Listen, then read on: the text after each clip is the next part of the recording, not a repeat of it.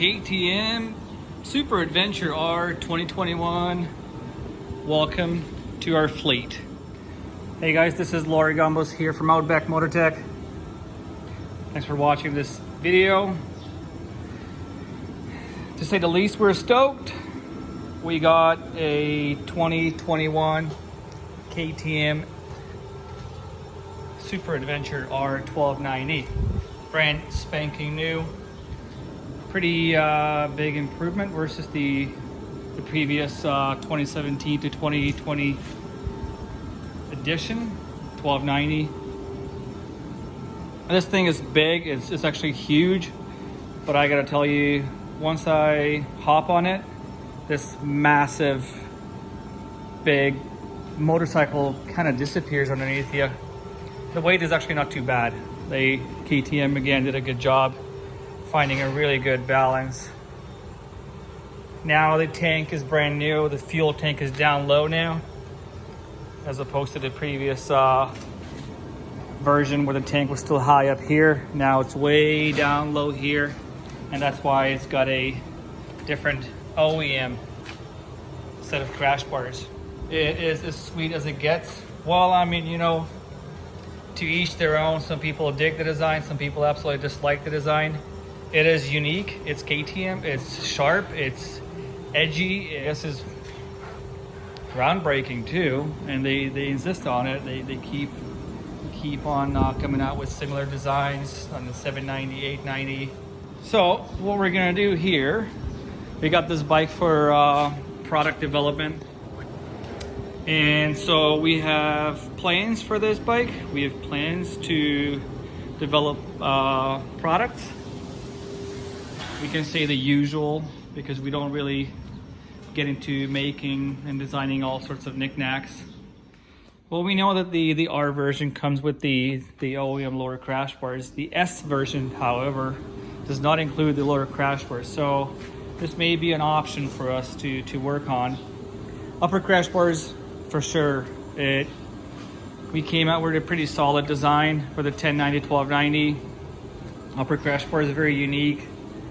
We're the first and only ones to find a way to add a cross brace here to support the top end of the crash bar, the top end of the upper crash bars. So we'll attempt the same thing again. I think we'll succeed, but I don't want to jinx it yet. So yeah, upper crash bars for sure. Maybe similar style lower crash bars for the S model, because those guys need to buy it anyways. Those who buy the S version. Okay. Skid plate, 100%. This beast needs a skid plate, a bash plate, whatever you call it. We just need to find adequate mounting points. We're hoping to avoid using the engine, especially in such a heavy beast. This OEM bash plate is very thin. It's like 1.5 mil, maybe 2, likely 1.5 mil aluminum sheet. It's very flimsy. I can bend it with my fingers. So yeah, we will operate. Actually, we're gonna upgrade it. We're gonna offer one 100%. Yeah, some things are pretty weird about the OEM crash bars, you know, and we have this issue here, straight out of the factory. Gap here, no gap here. So yay. We'll try to fix it, but we shouldn't. So that's that. That's the protection part. Although this bike came with a center stand, we'll produce our own center stand, and definitely Pannier Racks. People really love them. We'll offer the X-frame in a standard design version as always. So we just need to decide if it's gonna be the asymmetrical version and the symmetrical as well, or only asymmetrical. We don't know yet. But I gotta tell you, this exhaust can comes out pretty far. So the right side is gonna be wide, and we need to compensate with a left side that sits closer to the bike. Since this bike has a massive fuel tank, I don't think many people want to put rotor packs in here. So symmetrical design might just do anyways. Okay, rear luggage rack. Although there is one on this bike out of the factory, but I think it's got limited real estate on it. It's fairly small, so we'll offer the upgrade, and that should pretty much be it. I don't think at this point that we'll go too far with more accessories.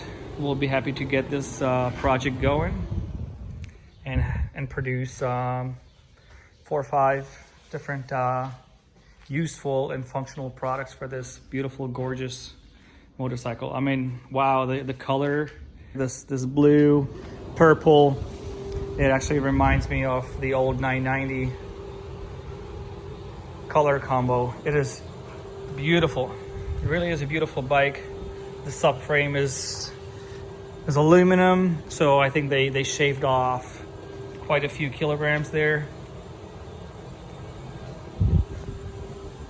Can't tell you much about the handling yet. I'm a little surprised though that the foot peg is so tiny. It's really tiny. Like, yeah, that's a bit surprising. I mean, once you take this out, this rubber insert, it's gonna feel a bit bigger, but it's a tiny platform. So I'm sure some aftermarket producers who make foot pegs will be happy to hear. This is a bit of a controversial item, and the way it's mounted, the side stand is still mounted on the engine block, and a lot of people think this is a design flaw, but well, you know, KTM hasn't changed it for quite a few years now, so maybe it's not a flaw after all. Hard to tell, but it's still mounted on the engine case right down there. The tires, they put these street tires on the R version Super Adventure. Like, why? I was expecting at least, you know, some TKC80 Continental or something a bit more off-roady, something a bit more gnarly. But street tires on the R model, I don't know, kind of strange, but hey, we can change that, no problem. And they still have this super flimsy, it's not a handguard, it's just a wind deflector. So that's gonna come off too. Bark busters, here we go. Some really interesting thing. It's a keyless system. The keys in here or where you want to keep it. All right, the screen comes alive, and this big massive screen is just in your face. It is massive. Like put my hand next to it. It's freaking huge. So no more key. This is the ignition, and then this is gonna start the engine.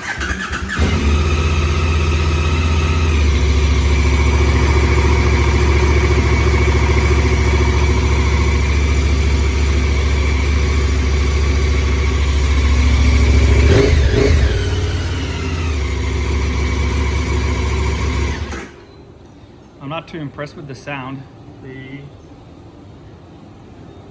It's just like with the 798, 90, it sounds gutless. So I think aftermarket exhaust makers will be happy to hear that too. But hey, it's just an opinion, right? So yeah, this thing is different now. Look at the arsenal of buttons here for switching modes and changing everything that you can essentially operate on this motorcycle. So it looks like this is where we're headed now. What else? Haven't ridden the bike yet. I mean, just in the parking lot here, but it feels really good.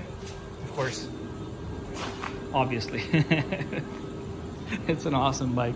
Can't wait to hop on it and give it a good one. But it's not gonna be today. First, I need some good tires. So thanks for watching, folks. I hope you like what you've heard, and hope you're excited about the products that we'll be working on. We'll of course keep everybody posted via social media, via newsletter, and who knows, maybe sometime this summer we're gonna released a few items already. We do not know yet.